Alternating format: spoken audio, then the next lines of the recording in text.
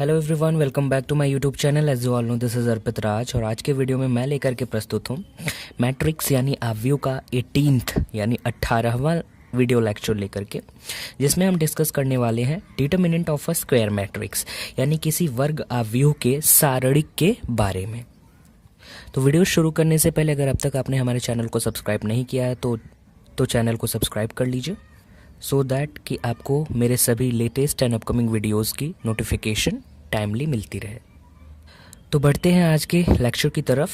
सबसे पहले हम देखेंगे कि किसी वर्ग आव्यूह के सारणी की परिभाषा क्या है। तो here is the definition. The determinant of a square matrix A is the determinant whose elements are the corresponding elements of that square matrix A. The determinant of a square matrix A is denoted as by this notion or by this notion.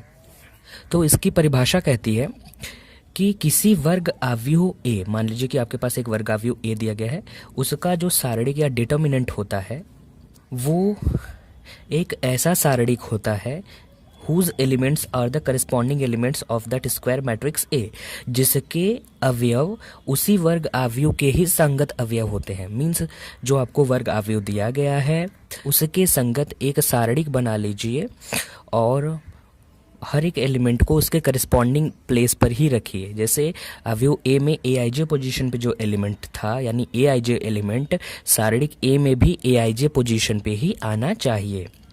I hope सारणिक क्या होता है ये आप सब ने intermediate level के mathematics में पढ़ा होगा। यहाँ पे बस हम ये चर्चा करेंगे कि स्क्वायर मैट्रिक्स का डिटर्मिनेंट क्या होता है।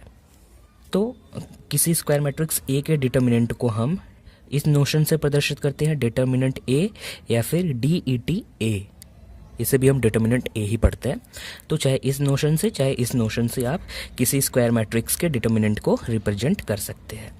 तो जैसे कि मान लीजिए आपके पास एक आव्यूह एक matrix a is equals to दिया गया, ऑर्डर 2 का एक वर्ग आव्यूह होना चाहिए, वो दिया गया जिसके एलिमेंट्स 2, 3, 4, 5 है।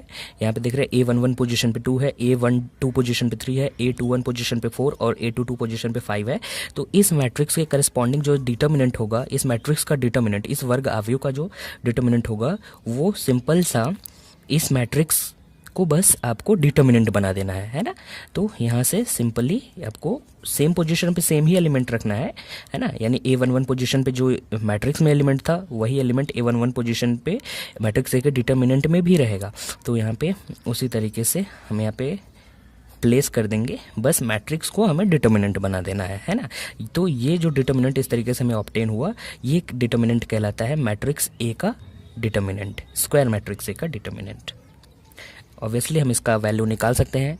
टू ऑर्डर के डिटर्मिनेंट की वैल्यू हम कैसे निकालते हैं वो हम ऑब्वियसली जानते हैं। तो किसी वर्ग आव्यूह ए का जो डिटर्मिनेंट होता है वो एक ऐसा सारणिक होता है या डिटर्मिनेंट होता है जिसके एलिमेंट्स आव्यूह ए के ही संगत अवयव होते हैं। आगे एक नोट है जो कि कहता है since in a determinant the number of rows is equal to the number of columns therefore only square matrices can have determinants.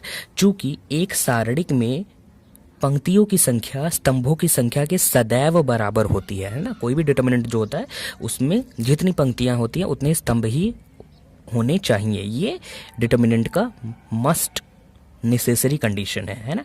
तो इसलिए चूंकि किसी सारणिक में या डिटर्मिनेंट में पंक्तियों की संख्या स्तंभों की संख्या के सदैव बराबर होती है, अतः इस कंडीशन को फुलफिल करने के लिए आपका मैट्रिक्स जो है, अगर आप किसी मैट्रिक्स का डिटर्मिनेंट निकालना चाह रहे हैं तो यहाँ से स्पष्ट हो जाता है कि आपका जो मैट्रिक्स है वो स्क्वायर मैट्रिक्स होना चाहिए। यानी एक ऐसी मैट्रिक्स होनी चाहिए जिसमें स्तंभों और पंक्तियों की संख्या एक दूसरे के बराबर होनी चाहिए, तभी जाकर के आप उस मैट्रिक्स का डिटर्मिनेंट बना सकते हैं, क्योंकि डिटर्मिनेंट में पंक्तियों और स्तंभों की संख्या बराबर होती है। Therefore only square matrices can have determinants.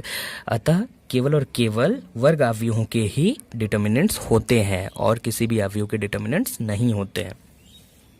Example के तौर पे मैंने यहाँ पे एक मैट्रिक्स ए लिया है जो कि एक 2 ऑर्डर का स्क्वायर मैट्रिक्स है जिसके एलिमेंट्स आप देख पा रहे हैं।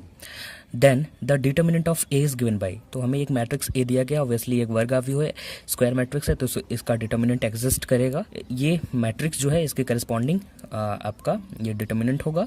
तो यहाँ से हम जानते हैं कि 2 ऑर्डर के डिटर्मिनेंट की वैल्यू कैसे फाइंड आउट करते हैं। तो 2 का 7 में मल्टीप्लिकेशन करेंगे, माइनस 6 का 5 में मल्टीप्लिकेशन या 5 का 6 में मल्टीप्लिकेशन करेंगे और इसे सॉल्व करेंगे तो ये 14 माइनस 30, तो यहाँ से डिटर्मिनेंट ए की वैल्यू आ जाएगी -16।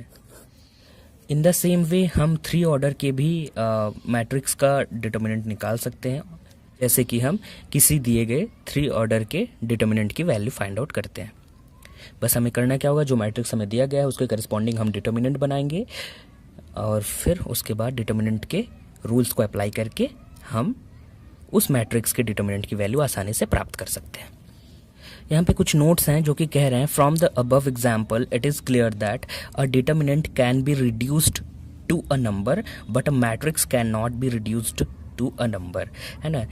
तो ऊपर के उदाहरण से ये पता चलता है कि जो डिटर्मिनेंट होता है उसको हम एक नंबर में रिड्यूस कर सकते हैं। मींस जो आपको डिटर्मिनेंट दिया जाता है तो जब आप उसका एक्सपेंशन करते हैं, उसका प्रसार कर देते हैं किसी पंक्ति या किसी कॉलम के अलोंग, तो फिर उसको सोल्यूशन के पश्चात आपको एक नंबर मिलता है, एक वैल्यू मिलती है ना, जो कि एक नंबर होता है। तो इसका मतलब यह है कि आप किसी भी डिटर्मिनेंट को एक नंबर तक रिड्यूस कर सकते हैं, है ना। लेकिन मैट्रिसेस के केस में ऐसा नहीं होता, क्योंकि हम जानते हैं मैट्रिक्स का डेफिनेशन ही कहता है कि मैट्रिक्स जो होती है वो एक आयताकार सारणी होती है जिसमें कि कुछ पंक्तियाँ और कुछ स्तंभ होते हैं, ठीक है। तो ऑब्वियसली वहाँ पे ढेर सारे नंबर्स रहेंगे, तो ऑब्वियसली एक मैट्रिक्स एक नंबर को रिड्यूस नहीं किया जा सकता। यही हमारा पहला नोट कह रहा था। And also, in case of determinants, the number of columns must be equal to the number of rows. यानी सारणी के केस में स्तंभों की संख्या पंक्तियों की संख्या के सदैव बराबर होनी चाहिए, है ना। But in case of matrices it is not necessary, लेकिन अव्यूहों के केस में यह आवश्यक नहीं है। मीन्स पंक्तियों की संख्या स्तंभों की संख्या के बराबर न भी हो तब पर भी अव्यूह बन सकता है। That is a matrix may have different number of columns and rows, यानी कि एक अव्यूह के पास भिन्न भिन्न स्तंभ और पंक्तियां हो सकती हैं भिन्न भिन्न संख्या में।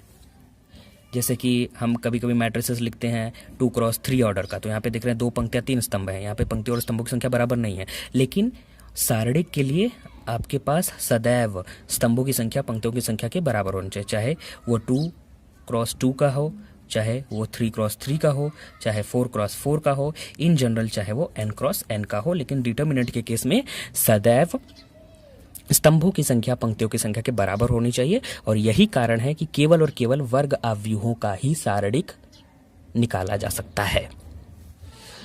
एंड ऑल्सो यहाँ पे तीसरा नोट है जो कि कहता है when we interchange the rows and columns of a matrix we generally get another matrix of different order, है ना। जब हम किसी अव्यूह की पंक्तियों और स्तंभों को इंटरचेंज कर देते हैं, यानी उसका परिवर्त निकाल देते हैं किसी अवयव का, तो फिर इस प्रकार से इस क्रिया से हमें सामान्यतः एक दूसरे ऑर्डर का मैट्रिक्स प्राप्त हो जाता है ना। तो यानी कि इंटरचेंज करने के पश्चात, ट्रांसपोज लेने के पश्चात जनरली हमें सेम मैट्रिक्स ऑब्टेन नहीं होता है। जब हमें सेम मैट्रिक्स ऑब्टेन होता है तो हम कहते हैं सिमेट्रिक मैट्रिक्स है, लेकिन हर एक मैट्रिक्स के लिए ऐसा संभव हो वो तो पॉसिबल है ही नहीं। ऐसे मैट्रिसेस जिसमें कि पंक्तियों की संख्या स्तंभों की संख्या के बराबर नहीं है, तो उनका ट्रांसपोज करेंगे तो वो कभी भी अपने के ही बराबर तो आएंगे ही नहीं, है ना। तो यानी कि वहाँ पे रोज और कॉलम्स का इंटरचेंज जब आप कर देंगे तो वो मैट्रिक्स खुद के बराबर नहीं आएंगी, है ना। ऐसा नहीं होता। वही लिखा है when we interchange the rows and columns of a matrix we generally get another matrix of different order, है ना। But in case of determinants the interchange of rows and columns does not affect the values of the determinants। लेकिन सारणी के case में पंक्तियों और स्तंभों का जो इंटरचेंजिंग होता है वो सारणी के मान को प्रभावित नहीं करता। मतलब कि सारणी के केस में अगर आप पंक्तियों को स्तंभों में और स्तंभों को पंक्तियों में इंटरचेंज कर देते हैं तब पर भी सारणी का मान नहीं बदलता, यानी कि इंटरचेंज करने के पश्चात भी सारणी की सेम वैल्यू मिलेगी आपको जो कि पहले बिना इंटरचेंज करने पर आपको मिल रही थी। यानी कि किसी डिटर्मिनेंट ए का अगर मान आपके पास 5 आ रहा है तो फिर ए डैश का जो डिटर्मिनेंट होगा वो भी 5 ही होगा। ए डैश यहाँ पे सारणी के ए के स्तंभों को पंक्तियों में और स्तंभों और पंक्तियों को स्तंभों में परिवर्त करने पर प्राप्त सारणिक है। तो ये थे कुछ most important difference between matrices and determinants. अवयवों और सारणिक के बीच कुछ खास जो मूलभूत अंतर होते हैं वो यही 3 होते हैं जो हमने ये 3 नोट्स अभी डिस्कस किए। अब हम वर्ग अवयवों के सारणिकों के कुछ स्पेशल गुणधर्मों को यानी स्पेशल प्रॉपर्टीज़ को देखेंगे, जिसको कि यहाँ पे मैंने सम यूजफुल फैक्ट्स के अंदर लिखा है। तो पहला हमारा फैक्ट कहता है the determinant of a diagonal matrix is always equal to the product of the diagonal elements of the matrix. यानी कि किसी भी विकर्ण अवयव के सारणिक का मान उस अवयव के विकर्ण तत्वों के गुणनफल के बराबर होता है। यानी विकर्ण अवयव क्या होता है हम सभी जानते हैं, ऐसा अवयव जिसके मुख्य विकर्ण के अवयवों को छोड़कर बाकी सभी अवयव शून्य होते हैं, उस अवयव को हम विकर्ण अवयव या फिर डायगोनल मैट्रिक्स कहते हैं। तो कोई भी अगर डायगोनल मैट्रिक्स आपको दिया गया है तो उसका डिटर्मिनेंट अगर आप निकालेंगे, diagonal matrix obviously square matrix होता है, उसके डेफिनेशन में ही लिखा होता है ना, क्योंकि डायगोनल जो है प्रिंसिपल डायगोनल वो केवल और केवल स्क्वायर मैट्रिसेस में ही प्राप्त होता है, संभव होता है। तो इसलिए यहाँ पे ये स्क्वायर मैट्रिक्स अंडरस्टूड है, यहाँ पे नहीं लिखा है तब पर भी। तो the determinant of a diagonal matrix is always equal to the product of the diagonal elements. तो विकर्ण अवयव के सारणी का जो मान होता है वो विकर्ण अवयव के विकर्ण तत्वों का गुणनफल के बराबर होता है। फॉर एग्जाम्पल यहाँ पे हमने 2 डिफरेंट केसेस लिए हैं। पहला है ऑर्डर 2 का एक स्क्वायर मैट्रिक्स दिया गया है जो कि एक डायगोनल मैट्रिक्स है। आप देख पा रहे हैं डायगोनल के एलिमेंट्स नॉन जीरो और बाकी सभी जीरो हैं। तो इसका जब आप डिटर्मिनेंट निकालेंगे तो 2 ऑर्डर के डिटर्मिनेंट को सॉल्व करने को हम जानते हैं। तो यहाँ पे हमारे पास है determinant is equal to determinant 4 0 0 3।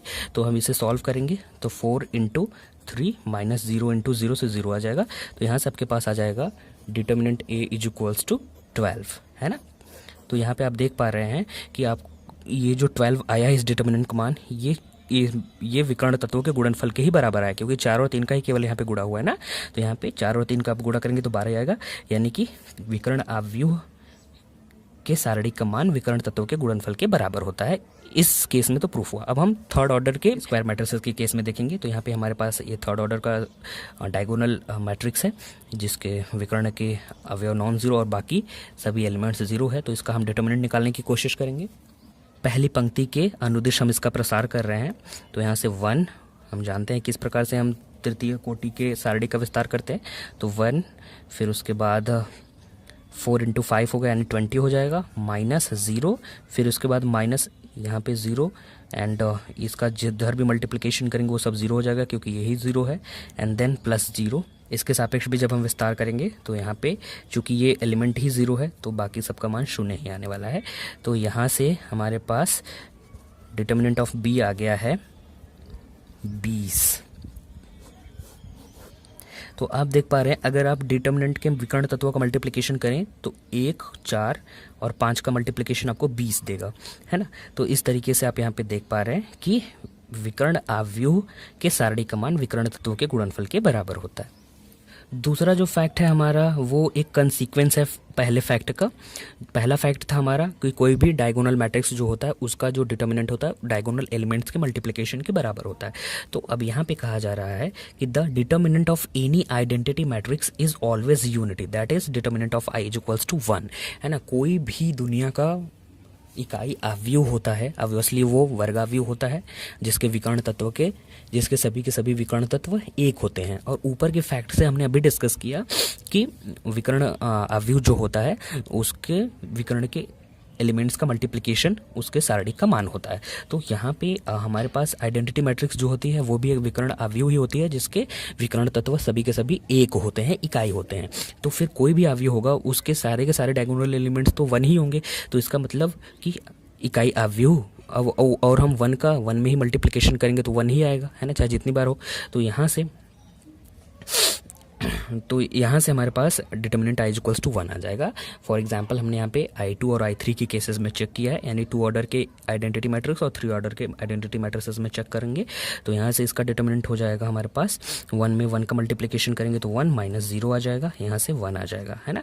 और यहाँ पे I3 जब हम करेंगे तो पहली पंक्ति के अनुदिश अगर प्रसार करेंगे तो 1 इंटू यहाँ से पहली पंक्ति पहला स्तंभ छोड़ा तो 1 माइनस 0 फिर माइनस 0, तो यहाँ पे यहाँ पे पहली पंक्ति और दूसरा स्तंभ छोड़ेंगे तो फिर चूँकि ये एलिमेंट ही 0 है तो यहाँ पे प्रसार, तो यहाँ पे बाकी ब्रैकेट में कुछ भी आएगा वो 0 ही बन जाएगा, तो मैंने सिंपली 0 रहने दिया, तो माइनस 0 और प्लस यहाँ पे भी 0। तो यहाँ से हमारे पास I3 का डिटर्मिनेंट जो है वो आ गया इक्वल टू 1, है ना। तो इस तरह से आप देख रहे हैं कि कोई भी आइडेंटिटी मैट्रिक्स हो दुनिया की, उसका डिटर्मिनेंट हमेशा इक्वल टू 1 होता है। थर्ड नोट हमारा कहता है the determinant of an upper triangular matrix और a lower triangular matrix is equal to the product of the diagonal elements of that matrix. यानी कि किसी ऊपरी त्रिभुजी आव्यूह या फिर निम्न त्रिभुजी आव्यूह का जो डिटर्मिनेंट होता है सारणिक का मान, वो भी उस आव्यूह के डिटर्मिनेंट, उस आव्यूह के डायगोनल एलिमेंट्स यानी विकर्ण तत्वों के गुणनफल के बराबर होता है ना। फॉर एग्जाम्पल यहाँ पे एक मैट्रिक्स ए लिया है, आप देख पा रहे हैं यह एक अपर ट्रायंगुलर मैट्रिक्स है, ऊपर की तरफ त्रिभुज बनता हुआ दिख रहा है और नीचे के एलिमेंट्स, मुख्य विकर्ण के नीचे के एलिमेंट्स 0 हैं। तो इसका डिटर्मिनेंट का जब हम मान निकालेंगे तो मान लीजिए कि हम यहाँ पे पहले स्तंभ के अनुदिश इसका प्रसार कर रहे हैं, है ना। तो जब हम पहले स्तंभ के अनुदिश इसका प्रसार करेंगे तो 1, पहली पंक्ति पहला स्तंभ छोड़ेंगे तो ये वाला बचेगा, इसका ये माइनर बचेगा, इसका माइनर निकालेंगे तो 2/3 6 माइनस 0 फिर माइनस 0 और प्लस 0 आ जाएगा, आप करके देखेंगे। तो यहाँ से डिटर्मिनेंट ए इक्वल्स टू आपके पास आ गया 6, है ना। अब अगर आप अगर आप इस आव्यूह के विकर्ण तत्वों का मल्टीप्लिकेशन करें तो आप पाएंगे 1 इंटू 2 इंटू 3 इम्प्लाइज 6। तो यहाँ से यह स्पष्ट होता है कि ऊपरी त्रिभुजी आव्यूह के सारणी का मान विकर्ण तत्वों के गुणनफल के बराबर होता है। इन द सेम वे यहाँ पे मैंने एक मैट्रिक्स बी लिया है जो कि निम्न त्रिभुजी आव्यूह यानी कि लोअर ट्रायंगुलर मैट्रिक्स है। तो इसका डिटर्मिनेंट का मान हम निकालेंगे तो यहाँ पे हम पहली पंक्ति के अनुदिश इसका प्रसार कर रहे हैं इस डिटर्मिनेंट का। तो यहाँ पे आ जाएगा 2 इंटू पहली पंक्ति पहले स्तंभ छोड़ा तो माइनर हमारा ये वाला बचेगा, तो इसको सॉल्व करेंगे तो यहाँ पे आएगा 15 माइनस 0 और ये हमारा आ जाएगा 30 के इक्वल। अब हम क्या करेंगे, डायगोनल एलिमेंट्स का मल्टीप्लिकेशन करेंगे तो देखेंगे 2 3 6 5 30, तो ये तो हम देख पा रहे हैं कि लोअर ट्रायंगुलर मैट्रिक्स के केस में भी डिटर्मिनेंट का मान जो है विकर्ण तत्वों के गुणनफल के बराबर आ रहा है। तो चाहे आपका आव्यूह ऊपरी त्रिभुजीय आव्यूह हो या फिर निम्न त्रिभुजीय आव्यूह हो, उसके डिटर्मिनेंट का मान सदैव विकर्ण तत्वों के गुणनफल के बराबर होता है। अब हम दो मोस्ट इंपॉर्टेंट डेफिनेशंस डिस्कस करने जा रहे हैं जो कि हमें आगे के लेक्चर्स के लिए काफ़ी हेल्पफुल होने वाले हैं, जहाँ पे हम डिस्कस करेंगे आव्यूहों का इन्वर्स निकालना, कि हम किस प्रकार से किसी मैट्रिक्स का इन्वर्स निकालते हैं। तो इन दोनों टॉपिक्स का नाम है singular and non singular matrices. ये दोनों जो डेफिनेशंस हैं ये किसी वर्ग आव्यूह के सारणिक से ही संबंधित होते हैं। इसका डेफिनेशन कहता है a square matrix a is said to be singular. Singular का मतलब होता है अव्युत्क्रमणीय, है ना। तो एक वर्ग आव्यूह ए अगर दिया गया है तो उसे हम अव्युत्क्रमणीय या सिंगुलर कहेंगे इफ इट्स डिटर्मिनेंट इज 0। यदि उस आव्यूह का डिटर्मिनेंट आप सारणिक निकालें, उसका सारणी का मान 0 आ जाता है, तो फिर ऐसे आव्यूह को हम कहते हैं सिंगुलर मैट्रिक्स या फिर अव्युत्क्रमणीय आव्यूह। यानी ऐसे मैट्रिसेस का व्युत्क्रम नहीं किया जा सकता, इसलिए इनको कहा जाता है अव्युत्क्रमणीय अव्युत्क्रमणीय आव्यूह, है ना। व्युत्क्रम माने उल्टा, रेसिप्रोकल या इन्वर्स, और अव्युत्क्रम लग गया इसका मतलब कि इसका व्युत्क्रम नहीं किया जा सकता, यानी कि इन्वर्स का अपोजिट, यानी कि इसका इन्वर्स नहीं किया जा सकता, है ना। तो एक स्क्वायर मैट्रिक्स सिंगुलर कहा जाएगा अगर उसका डिटर्मिनेंट 0 है। अगर डिटर्मिनेंट नॉट इक्वल टू 0 है तो वो नॉन सिंगुलर हो जाएगा। तो यहाँ से आप ऐसे याद रखें सिंगुलर कब होता है, नॉन सिंगुलर कब होता है, उस थोड़ा कन्फ्यूजन हो जाता है कभी कभी कि सिंगुलर किसे कहते हैं और नॉन सिंगुलर किसे कहते हैं। तो आप ऐसे याद रखें, जब डिटर्मिनेंट नॉन जीरो हो, है ना, जब डिटर्मिनेंट नॉन जीरो हो तो फिर हम कहते हैं नॉन सिंगुलर मैट्रिक्स, और जब डिटर्मिनेंट 0 हो तो हम कहते हैं सिंगुलर मैट्रिक्स। तो फॉर एग्जांपल यहाँ पे हमने लिया है एक मैट्रिक्स A इक्वल्स टू, जो कि 2 ऑर्डर का एक वर्ग अवयव है। इसका डिटर्मिनेंट का मान आप जब निकालेंगे तो आप देखेंगे कि यहाँ पे जो डिटर्मिनेंट है वो 12 - 12 इक्वल टू 0 आ जा रहा है। चूँकि डिटर्मिनेंट इक्वल टू 0 है, इसका मतलब मैट्रिक्स A जो है वो सिंगुलर है, यानी अव्युत्क्रमणीय है ना। यहाँ पे नॉन सिंगुलर मैट्रिसेस का डेफिनेशन है, a square matrix A is said to be non singular if its determinant is not equal to 0, है ना। एक वर्ग अवयव A, उसे हम नॉन सिंगुलर या फिर इसे बोलते हैं व्युत्क्रमणीय कहते हैं यदि उसके डिटर्मिनेंट यानी सारणिक का मान 0 के बराबर ना हो, यानी 0 के बराबर ना हो तो नॉन सिंगुलर यानी व्युत्क्रमणीय, है ना। और 0 के बराबर हो तो इसका मतलब सिंगुलर, है ना। तो that is if determinant of A is not equal to 0। For example यहाँ पे एक मैट्रिक्स A है, आप इसका डिटर्मिनेंट निकालेंगे तो यहाँ पे आप देख रहे हैं इसका डिटर्मिनेंट जो है वो -2 आ रहा है। इसका मतलब determinant of A is not equal to 0। इसका मतलब मैट्रिक्स A जो है ये आपका नॉन सिंगुलर मैट्रिक्स है। तो ये आप इस बात का हमेशा ध्यान रखें कि एक ऐसा अवयव जिसके डिटर्मिनेंट का मान अगर 0 है तो वो सिंगुलर हो जाता है, और अगर डिटर्मिनेंट नॉन 0 है तो वो मैट्रिक्स नॉन सिंगुलर कहलाती है। और अभी आगे जब हम कंसेप्ट पढ़ेंगे कि हम किस प्रकार से मैट्रिसेस का इन्वर्स निकालते हैं, तो वहाँ पे ये दोनों कंसेप्ट बहुत ही ज़्यादा मोस्ट इंपॉर्टेंट रोल प्ले करने वाले हैं, सिंगुलर और नॉन सिंगुलर।